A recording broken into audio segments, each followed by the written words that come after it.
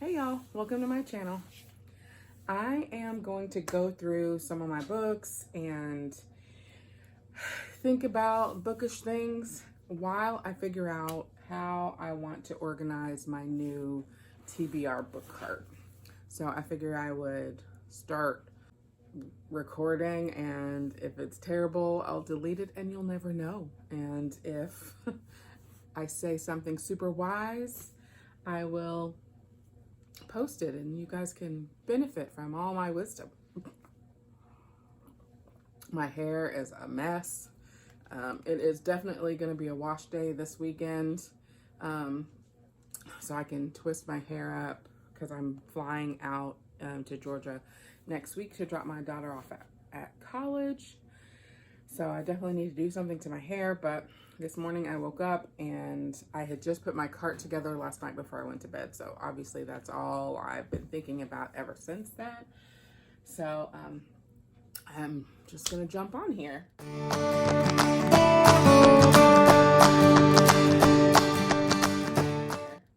So I got the cart, it's not the Lexington cart, which a lot of people get from Michael's, but it's the one kind of next up from that because it has all of these like little holder things, and I have a lot of washi tape and craft materials and stuff that is everywhere, so I figured that I might be able to just add some of that stuff on here, which will add some color but also get some of that crap from around my bed. And then there's also like a little shelf and some other little shelves that I didn't even put on here because I don't know that I'm going to use them, but maybe. So I love Michael's, and every time I go there, I also buy bunches of fake flowers. Why do I do that? I don't know. What am I going to do with them? I don't know. But they had some great colors in some of these larger ones. So since I bought them, maybe I will put them on the shelf somewhere. But I love them, so I almost always buy too many when I go. The other thing I found at Michael's yesterday on the, and this is not like a sponsored ad or anything, but Michael's give me money if you want to, is a 6-pack of these little votive candle lanterns. Again, I have no plans for them, nothing I plan to do with them, but I thought they were cute, and they were only $4. Yeah, $4 for 6. And of course the sticker said it used to be $15, which made me, oh, that is such a good deal. I obviously need all 6 of these little votive lanterns, obviously. So I have those. All right, so I went around my house to some of the different bookshelves and looked to see which books were on the shelf that I had been planning to read. And I think I was a little bit surprised that there are so many books on my bookshelf that I have already read, so that's awesome.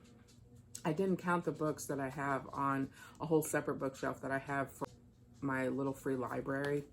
I didn't even look at those because I kind of don't think about those books as mine, but it's a whole bookshelf, tall bookshelf full.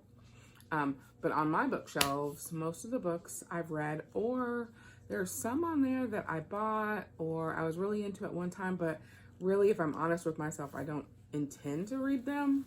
So I didn't pull those, but I did go and find the books off my shelves that I have some intention of reading. The ones at the top are the ones from the haul video that I did a few weeks ago. So those were Middle Game, Juniper Jones, the second book in the Dactyl Hill Squad series, A Song Below Water, which will probably be my next read in print. Right now, I am reading a book, I can't remember the name of it, but it's set in Jamaica.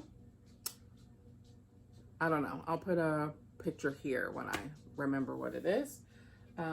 So after that one, probably a song below water will be next. The Weight of Stars, Inside Out and Back Again, A Phoenix First Must Burn, and then Monster, The Monster of Edelhaven.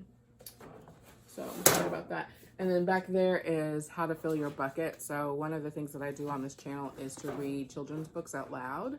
And that's going to be my next book for that. So that's why it's sitting there. I've looked at a couple of TBR cart videos. And it seems like, in general, what makes sense is the top being sort of like the priority TBR. This is where I'm going next. And then some,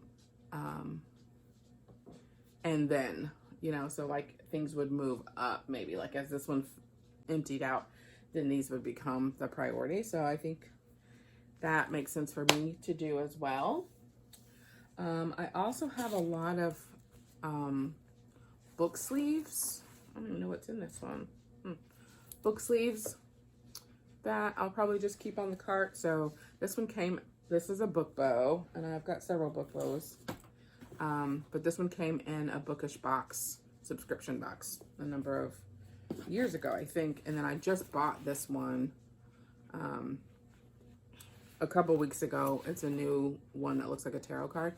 I love it so much. It won't be on this cart probably because it's in active use. And then I also have this one that I bought on Etsy. If I remember, this one is from Page and Pocket. I'll try and remember to link it below, but I love the book sleeves that have a different pattern on the inside. And this one is Alice in Wonderland. I think I was buying a book sleeve for someone for a gift, maybe Sarah Says Read, when she was moving to Virginia. So I think I bought this one at the same time. And I don't have too many that have buttons. So it seemed like a good reason to get something for myself because it was new and different from all the other things I have. And then I have several that are like this because I love this fabric. I will link her as well. I think her name is Monica, but she's on Instagram and sells book sleeves. I think this is one of hers as well. Almost positive they look pretty similar. So I use book sleeves for books, but also for notebooks. This one, which came in a book box, I've got journals in. So, and then I have a large book bow that I put my spiral notebook, my organizing spiral notebook in my backpack, day-to-day use. So that has worked great because my backpack doesn't have sections. And then this I bought actually for a little laptop-y kind of thing, like a little tablet, but from Maggie Stiefvater, who wrote the Raven Boys series, because I love her art. I love her art, but especially the crows that she was drawing for that series. The ravens, I guess, right?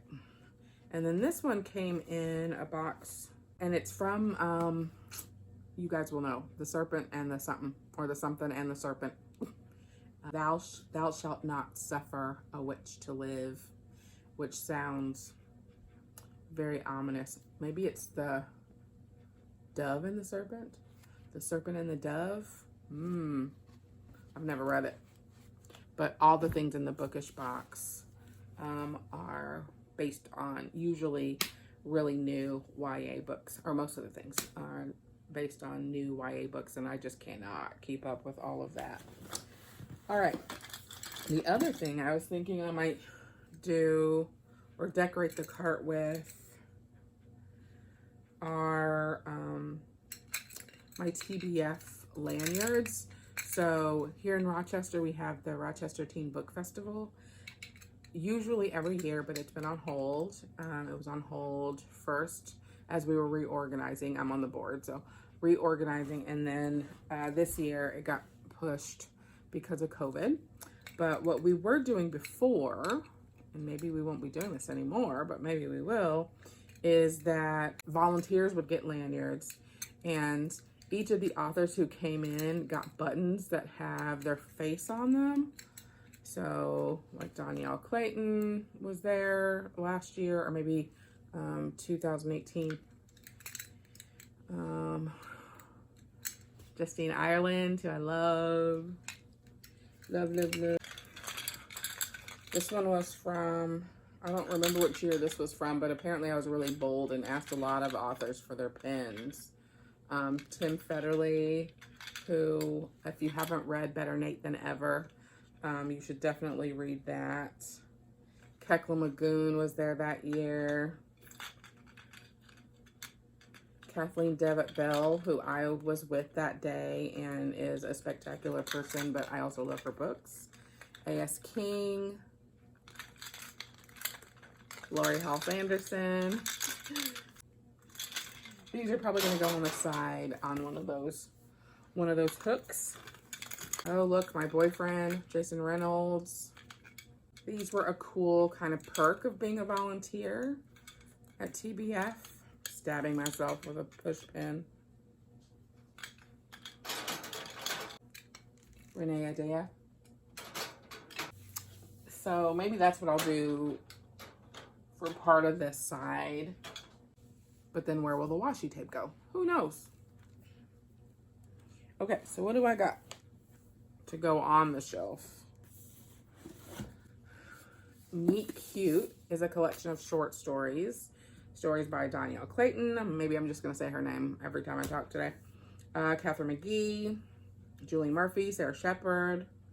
And they're short stories, you know, it's called Meet Cute. So it's a short stories about people who meet each other and start a little romance. So I've had this for a while. I believe I bought it when it came out, because some of the authors are just favorite. Nina LaCour is in here. What? See, now what's going to happen is I'm going to go through all of these books, and then I'm going to want everything to be on the top shelf. Let's see. Saving Marty by Paul Griffin, who made me cry with another book about a dog. So I'm excited about that one. I feel like I saw Paul Griffin. Yeah. This one's a signed copy. I think maybe at the Rochester Children's Book Festival a couple of years ago.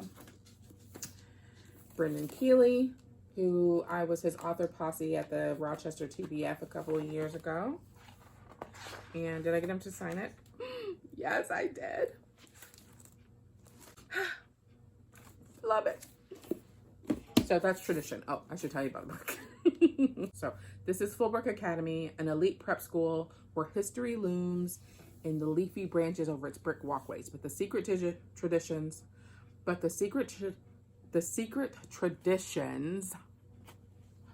that fester in its hollowed halls can be profoundly dangerous.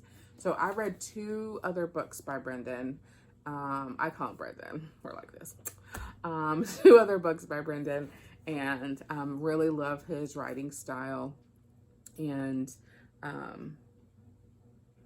as a person, like being with him while he was here for TBF a couple of years ago, but I've also seen him speak a couple of times, sometimes with Jason Reynolds, and he's just such a genuine, down-to-earth, sweet ally of a person. And so I will read everything that he puts out eventually. So that is gonna go,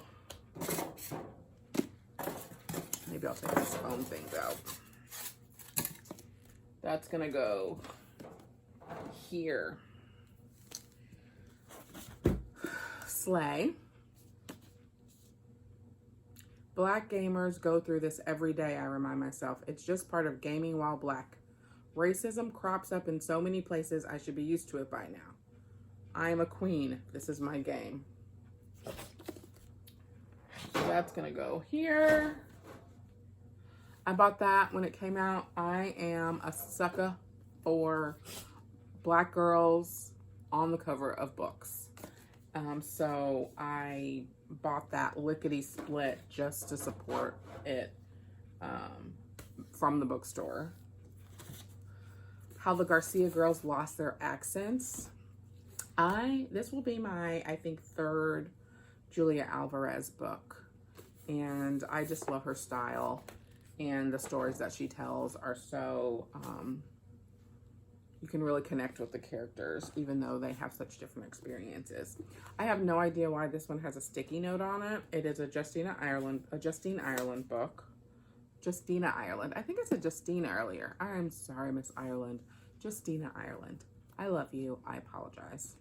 And I don't know where this came from. I don't remember buying it. Oh, there's a signature in it. So it was TBF. Promise of Shadows. What else have I read by her? A couple of things. And I really like her. I follow her on Twitter. So I also just like her as a person. That could go up here probably. I'm rethinking some of these up on the top, but it doesn't matter. They're all TBRs. This one is Arusha on the End of Time. It's one of the Rick Riordan Presents books. I'm kind of on a little bit of a self-inflicted hold on the Rick Riordan Presents books because I read like 4 back-to-back. And you start to kind of really see the similarities in tradition and gods and whatnot. I also got this from a bookish box. If you know what this is about, tell me, because it doesn't, I no longer have the description that says what some of the extra things were from. So, but I really like this picture. So maybe I would like the book it came from. Maybe. Barry Lyga wrote a series called I Hunt Killers. I loved that series so much. I can't even remember any specifics about it, but I loved it. The teenage protagonist gets a tattoo across his chest that says I Hunt Killers, and that was super dumb. But everything else about that book, I really liked that series. I really liked it a lot. I blogged a review about it, you know, however many years ago, back when I was blogging with actual like typing of words. So if I think about it, I will link that just so that you can see kind of what that book is about. This one, one day Zach is standing on the subway platform when the tunnel starts to fill with water. He sees it before anyone else. The voice warns him to run.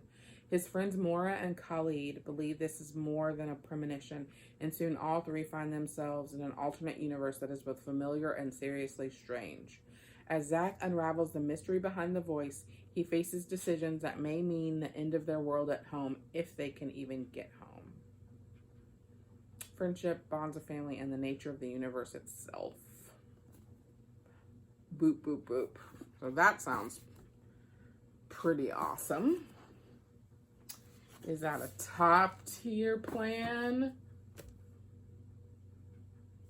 It starts to feel a little farcical, doesn't it?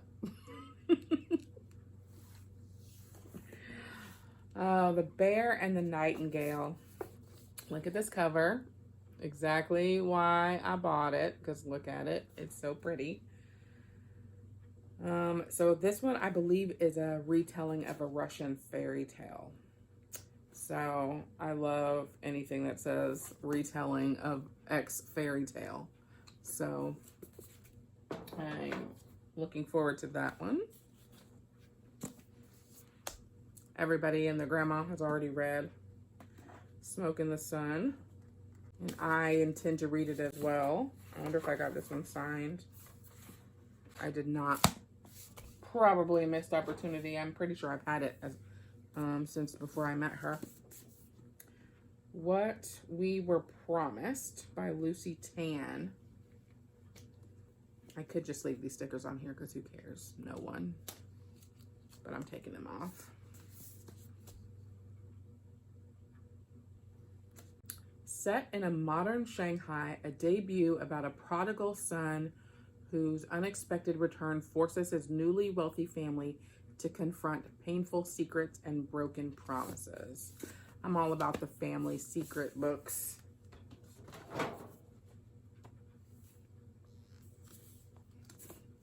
Look at this artwork. That's insane that people are able to do that. This is Lions and Liars by Kate Beasley. Illustrations by Dan Santat. I'm gonna guess middle grade. I'm gonna guess I saw him or saw her or just saw the cover and was like, yes, give me it. There are lions like Devin, the school bully, and gazelles like the kids Devin bullies. There are meerkats, and then there are the fleas that live on the butts of meerkats. That's Frederick. He's a flea. That sounds so cute. And it sounds like a book that once I read it, I will recommend it to kids that I know or work with. So I'm actually going to put that one up here. A Tale Dark and Grim. Follow Hansel and Gretel as they run away from their own story and into 8 other scary fairy tales.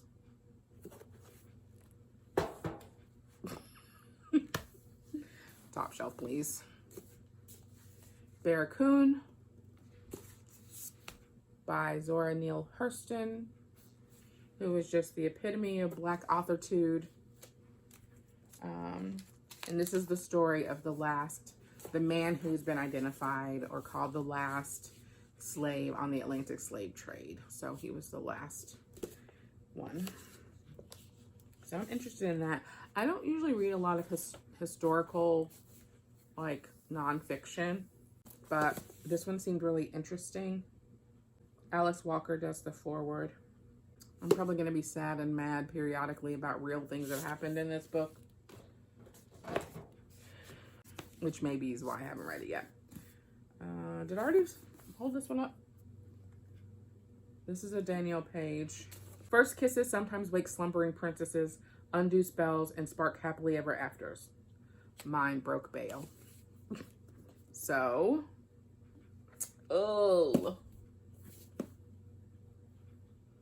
I'm gonna put it here. But I feel like to make the actual what I'm going to read list seem like I'm really actually going to do it, there should be fewer books on the top and more books on deck pot stash. How do you guys usually handle that? You just like fill it up? I saw one video where one of the booktubers just bought a second TBR cart because her first TBR cart is always full. I assume that she doesn't have a lot of bookshelves, because why would you do that? But I do have a lot of bookshelves and a lot of room because I have a house. So if I still lived in an apartment, I would probably buy more of these. A Pig Who Thinks He's a Dog. I held this one up already. This one is the Saving Marty one by Paul Griffin. I'm trying to figure out like what shelf it should go on, because I do want to read this one. A Pig Who Thinks He's a Dog, a Boy Who Needs a Friend. Paul, if this pig dies, I am coming for you. All right, so we've got a little bit of a shakeup here, because these are middle grade. Let's put them together. Sometimes you just feel like a middle grade book. These are YA. I believe Meet Cute is YA. I'll double check that. This is YA. This is not.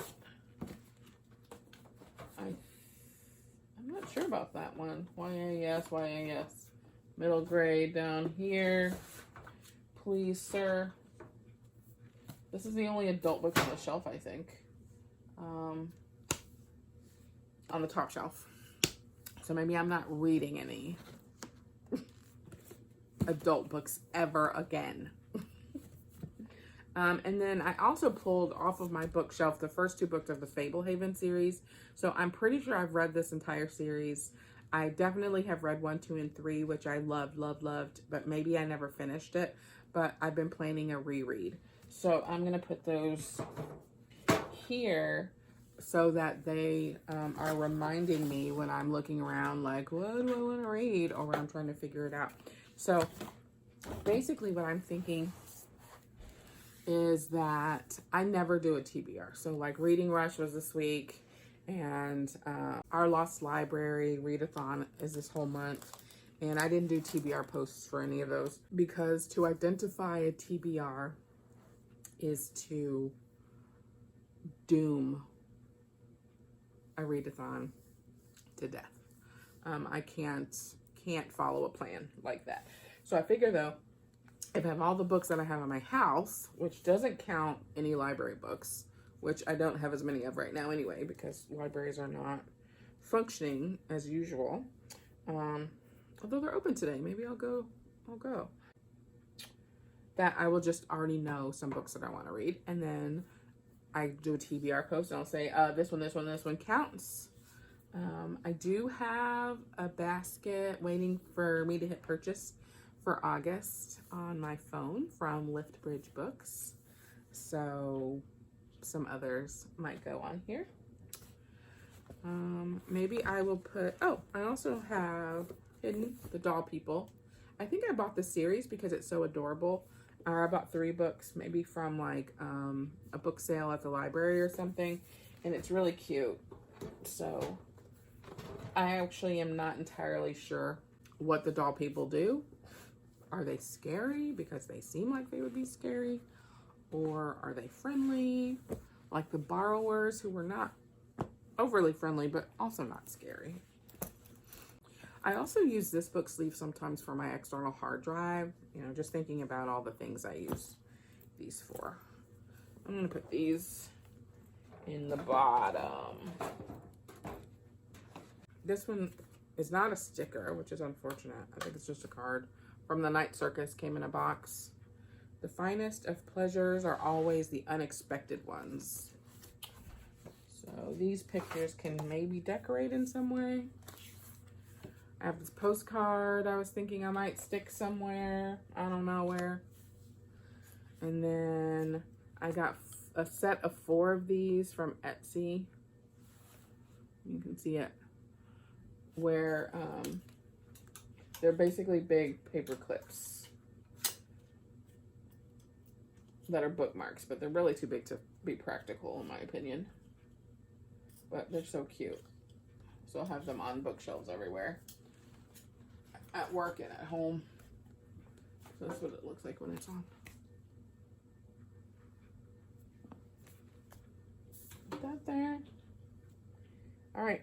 So just know that I will be checking out videos about book carts for inspiration, because I'm sure I'm gonna want magnets. This is very excuse my word, professional looking, and I don't do that. So I also brought down, I won't go through it all on camera, brought down a bunch of stickers. And yes, my stickers are separated out in case I want to put stickers on it, but I haven't decided yet. And then maybe I'll put a vase. Anomaly Film Festival is super cool. It's a local genre film festival. So maybe I'll put local stickers on here. That's what this bag of stickers is. This is a sticker for La Petite Poutine, which is my favorite poutine truck, my favorite food truck in Rochester. And it's an illustration with an octopus, which is my favorite sea creature, done by one of my local favorite artists, Matt. So, Matt? I think his name is Matt. I don't know him. I just like his octopuses. So, we'll see. You will see it slowly evolve over time, I'm sure, to include plenty of tacky, overdone stuff, because that's how I tend to do things. A little overdone. All right. If you have ideas or different ways that you have found to organize your book cart, drop a comment and let me know about that, because I'm curious. I don't anticipate adding fairy lights, but you never know. I might hang one of these little lanterns up on it or something. Ooh, ooh, especially for Halloween. It's almost fall, but not really. All right. I feel like there's something else I wanted to talk about today, but who knows? See ya.